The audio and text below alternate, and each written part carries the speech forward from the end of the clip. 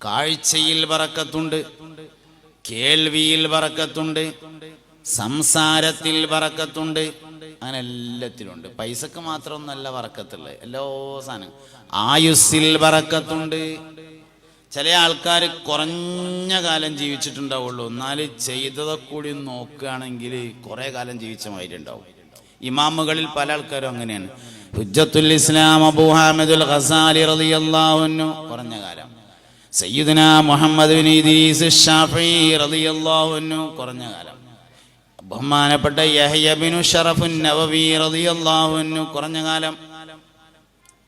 എന്നാൽ ചെയ്തതൊക്കെ കൂടി എടുത്തു നോക്കിയാൽ ഹുജ്ജത്തുൽ ഇസ്ലാം അബൂ ഹാമിദുൽ ഗസാലി എഴുതിയ കിതാബ് എടുത്താൽ ജനനം മുതൽ മരണം വരെയുള്ള ഓരോ ദിവസത്തിന് ഓരോ നോട്ട് പുസ്തകത്തിൻ്റെ അത്ര എഴുതിയിട്ടുണ്ടെങ്കിൽ മൂപ്പര് എഴുതിയോ കൂടി തീരുള്ളൂ എന്നാണ്. അതിനത്രയും കിതാബ് എഴുതി. കർമ്മശാസ്ത്രം എന്ന ഫിഖ്ഹിൽ ആദ്യം ഒരു കിതാബ് എഴുതി, ബസീത്ത് എന്നൊരു കിതാബ് എഴുതി കഴിഞ്ഞപ്പോൾ മൂപ്പർക്ക് തോന്നി ആടാരപ്പ പഠിച്ചോനെ റബ്ബേ ഇതൊക്കെ കൂടി നോക്കി തീർക്കുക. അങ്ങനെ മൂപ്പരന്നെ അതൊന്ന് ചുരുക്കി എഴുതി. അതിൻ്റെ പേരാണ് ബസീത്ത് എന്ന് പറയണത്. എഴുതി കഴിഞ്ഞപ്പോൾ മൂപ്പർക്ക് തോന്നി ആരാപ്പ റബ്ബേ ഇതൊക്കെ കൂടി നോക്കുക, ഒന്നും കൂടിയും ചുരുക്കാന്ന് വിചാരിച്ചിട്ട് മൂന്നാമത് ചുരുക്കി. അതിനാണ് വജീസ് എന്ന് പറയാ. അതന്നെ നമ്മൾ കണ്ടിട്ടുണ്ടാവില്ല എന്നുള്ളതാണ്. കോളേജിലൊന്നും എവിടെയോ ഓതലില്ല വജീസ്, പക്ഷെ ഓതിയോരുണ്ട്. ബഹുമാനപ്പെട്ട ഹുജ്ജത്തുൽ ഇസ്ലാം അബൂ ഹാമിദുൽ ഗസാലി റളിയല്ലാഹു അൻഹുവിന്റെ ബസീത്ത് എന്ന വലിയ കിതാബിലുള്ള ഒരു മസ്അല സംബന്ധിച്ചൊരു തർക്കമുണ്ടായപ്പോ മഹാനായ ഇമാം നവവി റളിയല്ലാഹു അൻഹു പറഞ്ഞു, ഗസാലി ഇമാം റളിയല്ലാഹു അൻഹു ബസീത്തിൽ പറഞ്ഞ മസ്അല ഇങ്ങനെ തന്നെയാണ്, എനിക്കതിൽ യാതൊരു തർക്കവുമില്ല. കാരണം ആ കിതാബ് ഞാൻ 40 തവണ ഒരു തല മുതൽ മറ്റേ തല വരെ ഓതിയിട്ടുണ്ട് എന്ന് പറഞ്ഞു. അങ്ങനത്തെ ഒരുണ്ട്. ഇന്ന നവവി ഇമാമോ കുറച്ചു കാലം ജീവിച്ചിട്ടുള്ളൂ. ഇതൊക്കെയാണ് ഈ ബറക്കത്ത് തരുന്ന സാധനം. പൊട്ടുമുറിയൊന്നുമല്ല ബറക്കത്ത് തരണേ. അതുകൊണ്ട് എപ്പോഴും ബറക്കത്തിന് വേണ്ടി ദുആർക്കണം.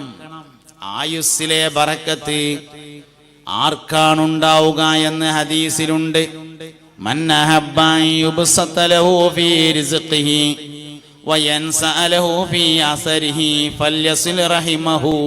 ഹബീബുനാ റസൂലുള്ളാഹി സ്വല്ലല്ലാഹു അലൈഹി വസല്ലം.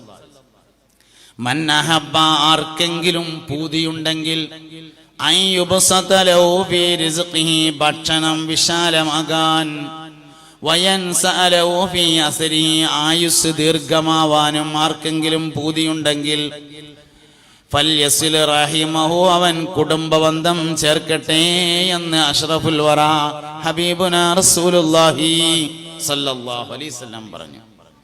ഭക്ഷണം വിശാലമാകാനും ആയുസ് ദീർഘമാവാനും ചെയ്യേണ്ടത് കുടുംബബന്ധം ചേർക്കലാകുന്നു.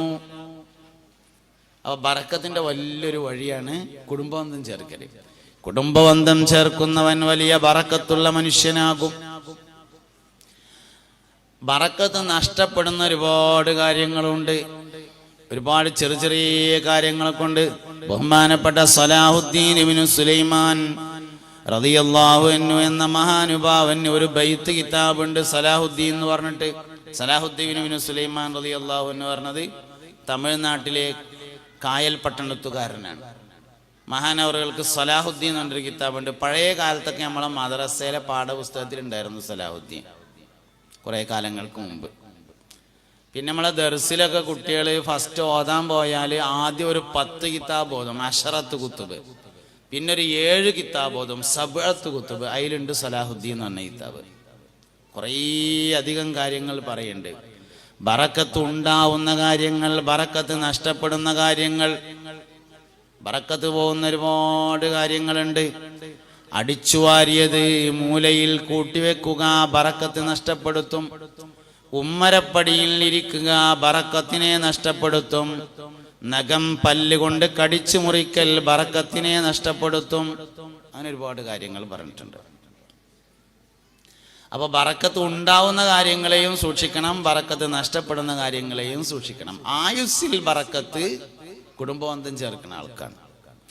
സഹാബത്ത് നബി തങ്ങളോട് ചോദിച്ചു, അല്ലാഹുവിന്റെ റസൂലേ, ഞാൻ എൻ്റെ കുടുംബത്തെ അങ്ങോട്ട് ചേർക്കുന്നു, പക്ഷേ അവർ ഇങ്ങോട്ട് ചേർക്കണില്ല, എന്താ കാട്ടുക നബിയെ?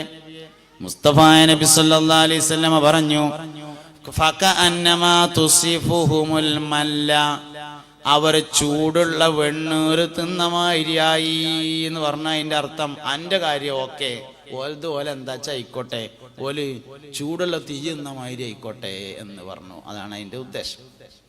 അപ്പൊ അതുകൊണ്ട് ഇങ്ങോട്ട് ചേർക്കണില്ല എന്നുള്ളത് അങ്ങോട്ട് ചേർക്കാതിരിക്കാനുള്ള തെളിവോ മാനദണ്ഡോ ഒന്നുമല്ല. കുടുംബബന്ധം ചേർക്കൽ വലിയ പ്രാധാന്യമുള്ള കാര്യമാണ്. കൂട്ടത്തിൽ പറഞ്ഞു എന്നേ ഉള്ളൂ. അതുകൊണ്ട് ബറക്കത്തിന്റെ എല്ലാ വഴികളെയും നോക്കണം. ഇൽമിലെ ബറക്കത്ത് വളരെ പ്രധാനപ്പെട്ടതാണ്. ബറക്കത്തില്ലാത്ത ഇൽമ എത്ര ഉണ്ടായിട്ടും കാര്യമില്ല. ബറക്കത്തുള്ള ഇൽമ വളരെ കുറച്ച് മതി. അപ്പോ ബറക്കത്ത് ഉണ്ടാകുന്ന കാര്യങ്ങളൊക്കെ സൂക്ഷിക്കണം, ബറക്കത്ത് നഷ്ടപ്പെടുന്ന കാര്യങ്ങളെയും സൂക്ഷിക്കണം. റജബ് ബറക്കത്തിന്റെ മാസമാണ്. എല്ലാ കാര്യങ്ങളിലും ബറക്കത്തുണ്ട്. അതുകൊണ്ട് എല്ലാ വിഷയങ്ങളിലും ബറക്കത്തിന്റെ വഴിയെ നോക്കണം. ഇൽമിൽ ബറക്കത്തുണ്ട്. കുറേ വിവരം ഉണ്ടായിട്ട് കാര്യമൊന്നുമില്ലല്ലോ. ഇൽമിൽ ബറക്കത്തുണ്ടെങ്കിൽ കുറച്ച് വിവരം ഉണ്ടായി. നൂറുൽ അബ്സാർ കണ്ടൊരു കിതാബുണ്ട്. നമ്മളെ പള്ളി ദർസിലൊക്കെ ചെറിയ കുട്ടികൾ ഓതുന്ന 10 കിതാബിൽ പെട്ടൊരു കിതാബാണ് നൂറുൽ അബ്സാർ. പഴയ കാലത്തൊക്കെ കുറെ വായതൊക്കെ പറയാൻ പോയിരുന്ന റഷീദ് വൈസി ചെമ്മല എന്ന് പറഞ്ഞിട്ടൊരാളുണ്ട്, ഉണ്ടായിരുന്നു. ഇപ്പൊരു വഫാത്തായി, അള്ളാഹു തആല മഗ്ഫിറത്ത് കൊടുക്കട്ടെ. ആദ്യം ഗണ്ണന പ്രസംഗത്തിന് പോയിരുന്നു, പിന്നെ വായതുകൾക്കും ഒക്കെ പോയിരുന്നു. ചെമ്മല റഷീദ് വൈസി.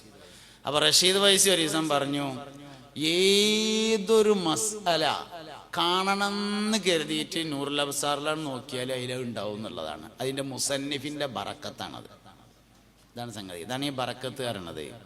അതിന്റെ രചയിതാവിന്റെ ബറക്കത്താണത്. എനിക്ക് തോന്നിയിട്ടുണ്ട് അടുത്ത കാലത്ത് ഒരു 150 വർഷത്തിനിടയിൽ ഏറ്റവും ബറക്കത്തുള്ള ഒരാൾ ജീവിച്ചു പോയത് മജ്ലിസുന്നൂറിന്റെ മുസന്നിഫാണ് എന്ന്. ആലോചിച്ച് നോക്കണം നിങ്ങൾ. 10,000 സദസ്സൊന്നല്ല മജ്ലിസുന്നൂർ ഉണ്ടാകുക, ലക്ഷക്കണക്കിന് സദസ്സുകളും ലക്ഷക്കണക്കിന് ആളുകളും. വലിയൊരു ബറക്കത്തുള്ള മനുഷ്യൻ. ഒരു മനുഷ്യന്റെ ഒരു രചന 60 ബൈത്തുള്ളപ്പത്. ഇതാണ് ഈ ബറക്കത്ത് എന്ന സാധനം. അതുകൊണ്ട് എപ്പോഴും ബറക്കത്തിന് ദ്വാരക്കണം, എപ്പോഴും ബറക്കത്തിന് വേണ്ടി പ്രവർത്തിക്കണം. ഇൽമിലെ ബറക്കത്ത് എന്ന് പറഞ്ഞാല് 3 കാര്യങ്ങൾ ചെയ്യുന്നവർക്കാണ് ഉണ്ടാവുക എന്നാണ്. ഒന്ന്, ഗുരുവിനെ ആദരിക്കുന്നവർക്ക്.